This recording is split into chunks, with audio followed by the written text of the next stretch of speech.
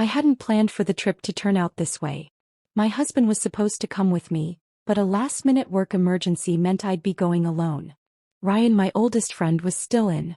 We'd planned the beach day weeks ago. Canceling felt wrong, and I told myself it was just a day at the shore with someone I trusted completely.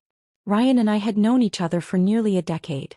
We met in college. He was the guy everyone liked, easy to talk to, always joking, but beneath that charm was someone deeply grounded.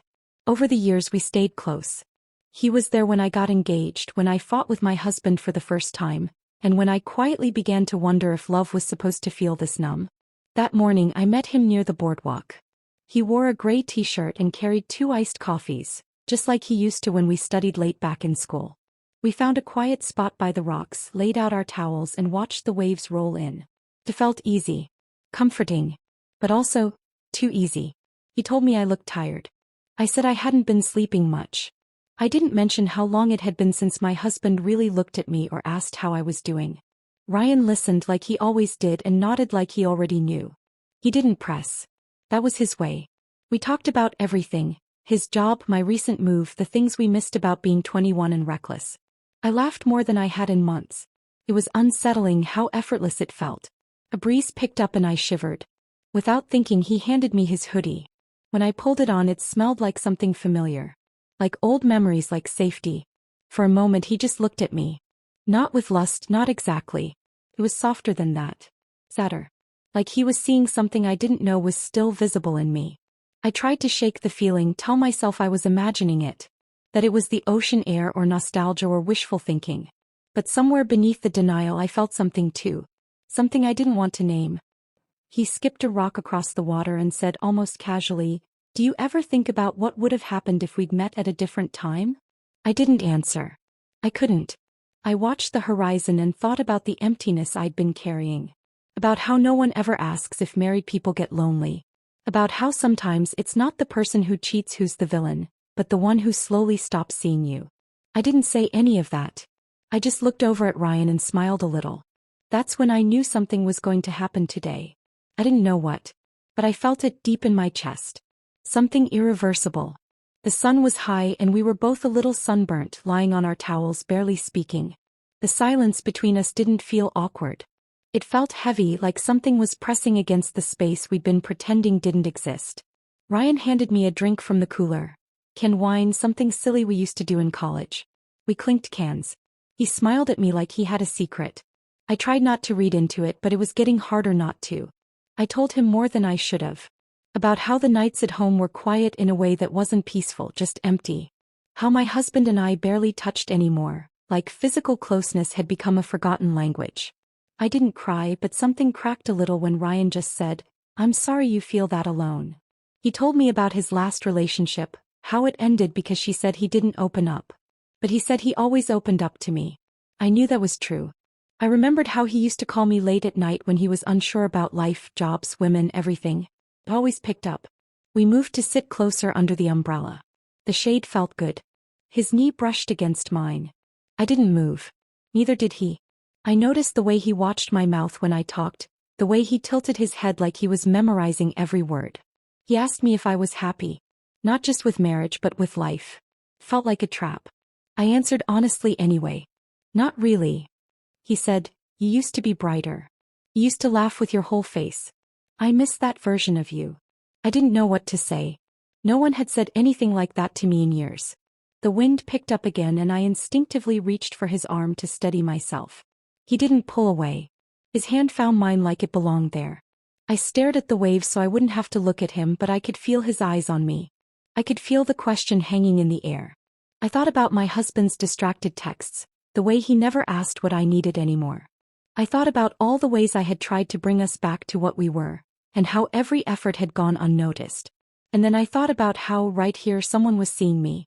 Ryan leaned a little closer. He didn't say anything. He didn't have to. Everything in his posture, his stillness, the look in his eyes, it all asked the same thing.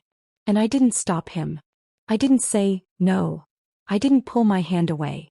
Because deep down I didn't want to. Something inside me wanted to know what it felt like to be wanted again. I turned to him, heart thudding. I opened my mouth to speak, but I never got the words out. His lips were on mine before I had the chance to think. It wasn't rushed or messy. It was deliberate, quiet, like we both knew this had been building for years. My body stiffened for half a second before it melted into his.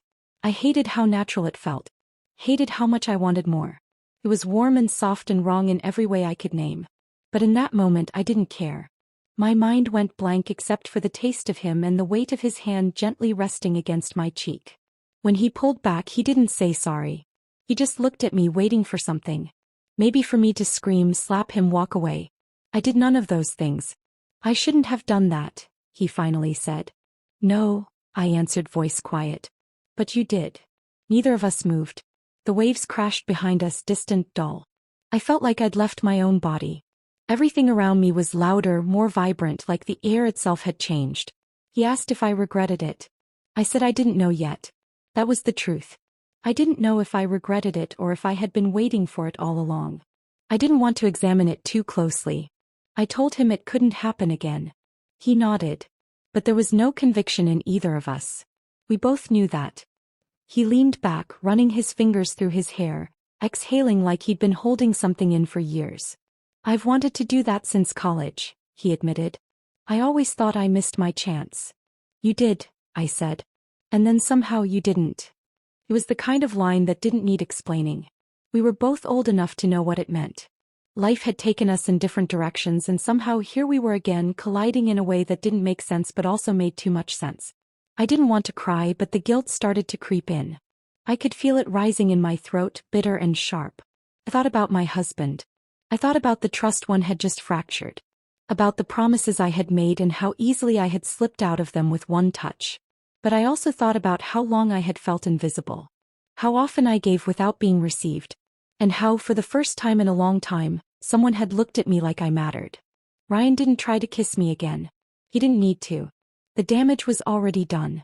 My phone buzzed in the bag beside me. I saw his name on the screen. My husband, asking if everything was okay. I stared at it for too long. I should go, I said. I know, Ryan replied. We stood, the moment already folding into memory. It would live in the quiet between us, in the space of everything we never said out loud. I went home and didn't say a word. I crawled into bed next to my husband and pretended to sleep while guilt sat like a stone in my chest. He didn't notice. Or maybe he did and chose not to ask. Either way, nothing felt different on the outside. But inside, everything had shifted. The next morning, I stared at my phone for 20 minutes before deleting Ryan's message without opening it. He didn't text again. I think we both knew there was nothing left to say that wouldn't complicate it more.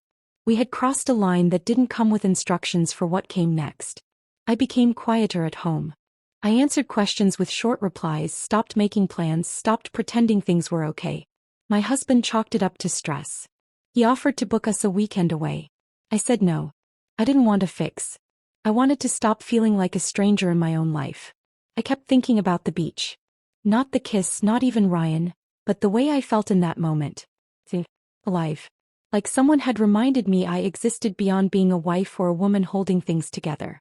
It scared me how much I missed that version of myself.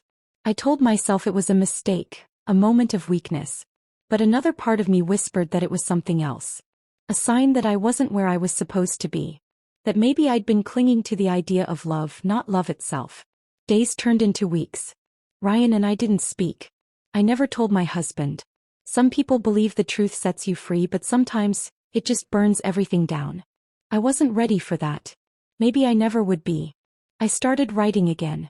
Nothing serious, just thoughts I hadn't let myself feel in a long time. I wrote about loneliness, about silence, about wanting more and being too afraid to ask for it. I didn't write about the kiss. That stayed locked in my memory, untouched. One night, I sat on the porch alone, staring out into the darkness. I thought about what it means to be faithful, not just to someone else but to yourself. I realized I'd been loyal to the idea of a life that no longer fit. That somewhere along the way I stopped choosing myself. I don't know if what happened with Ryan was love. Maybe it was timing. Maybe it was need. But I know it woke something up in me. Something I'd buried to keep peace.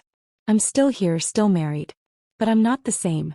Something changed and I can't pretend it didn't. I carry it with me, quiet and heavy. And sometimes when everything is still, I think of that afternoon, the salt in the air, and the moment I realized I was capable of breaking. Not because I was cruel. but because I was human.